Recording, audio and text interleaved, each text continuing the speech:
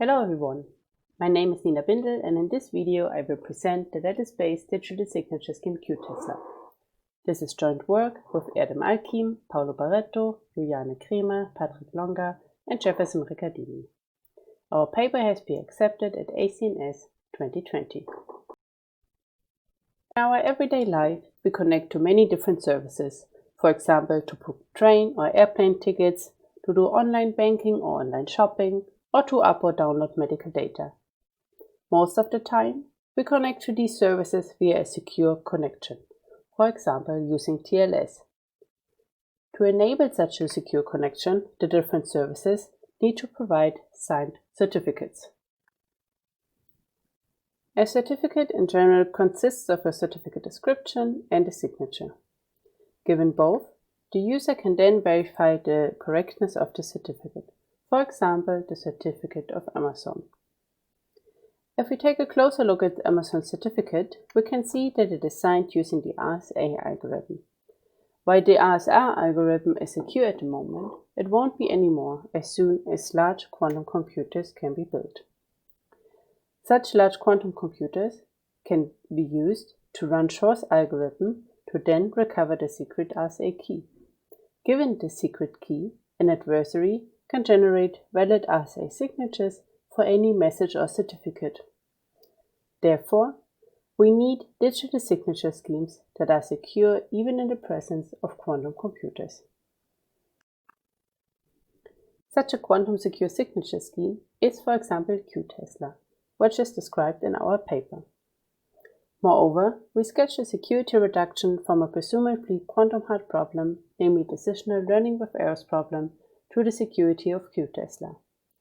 We then propose two different parameter sets that are chosen with regard to the mentioned security reduction.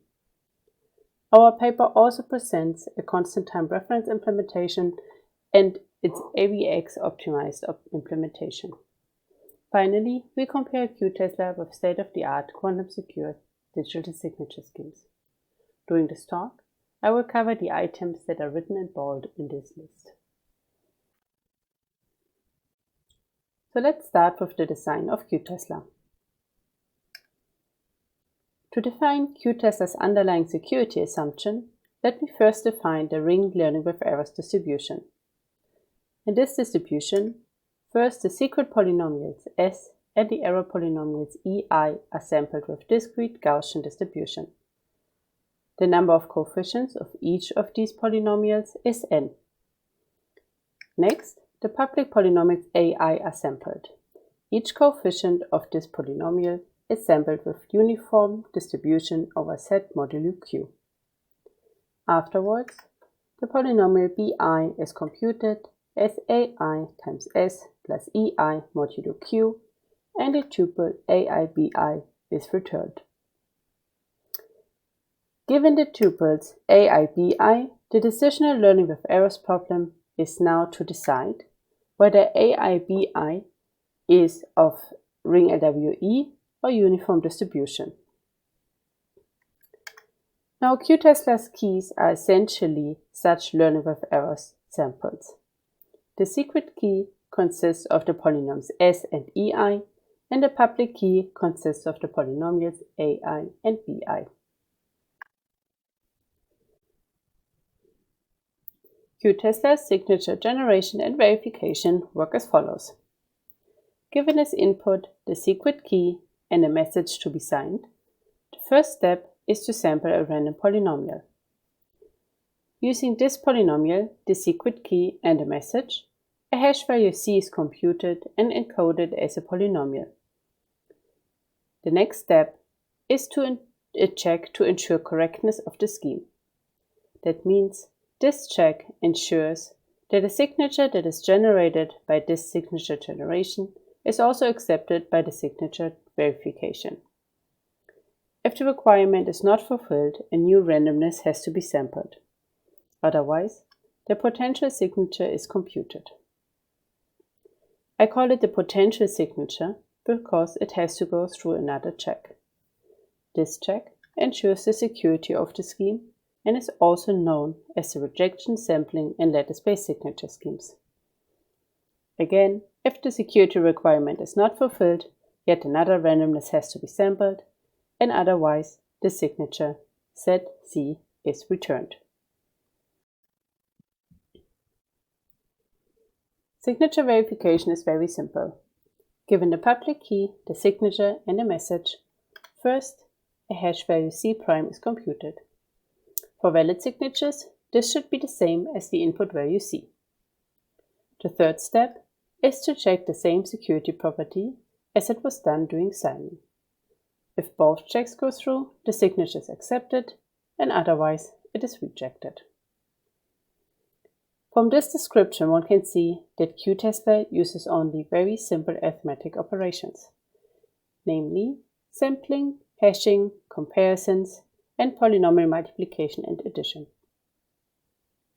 Moreover, it is important to note that QTESLA is a randomized scheme. This makes exploitation using certain sidechain attacks harder. Let me now make a few comments about the security of QTESLA. In our paper, we stated QTESLA is secure against quantum adversaries as long as the decisional ring learning with errors problem is hard against quantum algorithms. We proved this using a security reduction. If there exists a polynomial time quantum adversary A that breaks the security of QTESLA, then there exists an algorithm S that solves the decisional ring LWE problem in polynomial time. Let me sketch the proof idea on this slide. Assume that there is an adversary against QTESLA. This adversary gets as input a public key, is allowed to query a signing oracle and a hash oracle, and outputs a valid signature after some time TA with success probability epsilon A.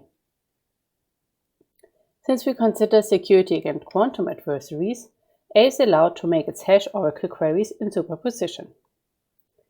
Given this adversary, we construct the following algorithm that solves the decisional ring learning with errors problem. S gets as input k tuples AI BI and should decide whether they are distributed uniformly random or follow the ring LWE distribution.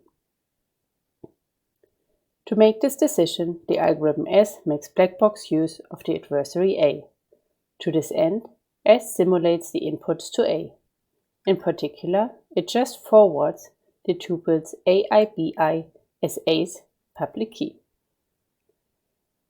Now, if A returns a valid signature, S returns ring LWE. Otherwise, it returns random, as it's the goal of our proof is to show that we can bound epsilon A by a function of epsilon S, and similarly to lower bound TA by a function of TS. And indeed, we show that epsilon S can be lower bounded by the probability that S returns ring LWE correctly minus the probability that S returns ring LWE incorrectly.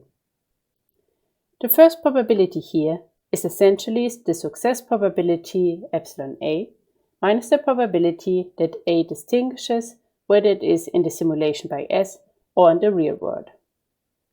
The second probability is essentially the probability that A forges a valid signature, although the tuples AI BI are uniformly random.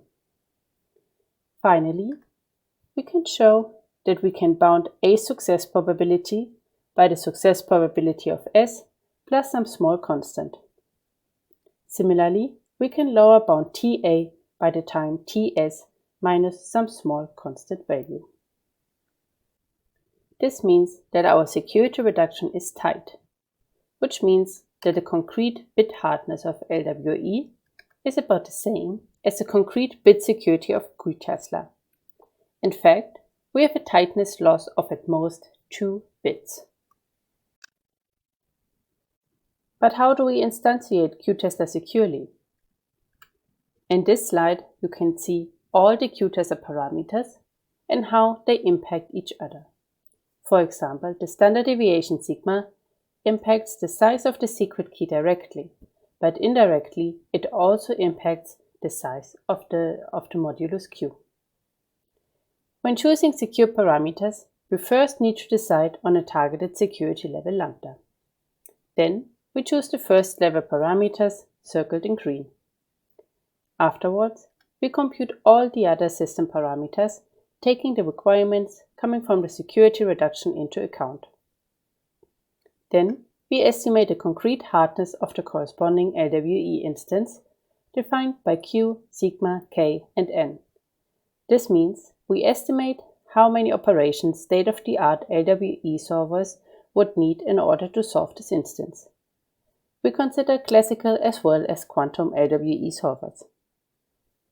If the bit hardness is greater or equal to the targeted bit security lambda plus the tightness loss of 2 bits, we return the parameters. Otherwise, we need to choose new first-level parameters. In the end, we propose 2 provable secure parameter sets for QTESLA, one with a targeted bit security of 95 and one with a targeted bit security of 160. It is interesting to point out that the values of Q are rather large compared to other lattice-based signature schemes, which leads to a less efficient implementation, as we will see later. The reason are the requirements on Q coming from the security reduction. Let's see how efficient the implementation of these 2 parameter sets are. In this table, you can see the sizes of the public key and the signatures, which are both given in byte. Moreover, the table shows the runtimes of the reference and the AVX optimized implementation. The AVX optimization gives a speedup of about 1.5, which is mainly due to the polynomial multiplication. Let's compare QTESLA first to other lattice-based signature schemes. Bliss is still the scheme with the fastest signature generation. Falcon and Dilithium are round 3 candidates of NIST's ongoing post-quantum standardization effort. You can see that the public key of QTESLA is more than 10 times larger than the ones of Dilithium. The signature sizes, however, are only about 2 times larger. Also, the runtimes of Falcon and Dilithium are smaller than those of QTESLA. As mentioned before, one reason for this is the larger size of Q. Compared to other quantum secure schemes, such as the hash-based scheme Things and the multivariate scheme QTESLA'S, we see that QTESLA's signature size is smaller, and also signature generation and verification are more efficient. However, the key sizes of Things and QTESLA'S are much smaller in comparison. In summary, the advantages of QTESLA are that it only uses very simple arithmetic operations, comes with a tight security reduction from the decisional ring LWE problem, which we then use to choose provably secure parameters. Moreover, QTESLA comes with protection against several physical attacks that I did not mention in this talk, but are described in our paper. QTESLA has been a round 2 candidate of NIST's post-quantum standardization effort, but has not advanced to the 3rd round. Its reference implementation as well as an FPGA acceleration are publicly available on Git. Moreover, QTESLA is integrated in several cryptographic libraries. For more information, please check out our website and the full version of our paper on the ERCR ePrint archive. Special thanks goes to Ted, Vadim, Greg, Yo, Fernando, Martin, and Chi. Thanks for watching this video.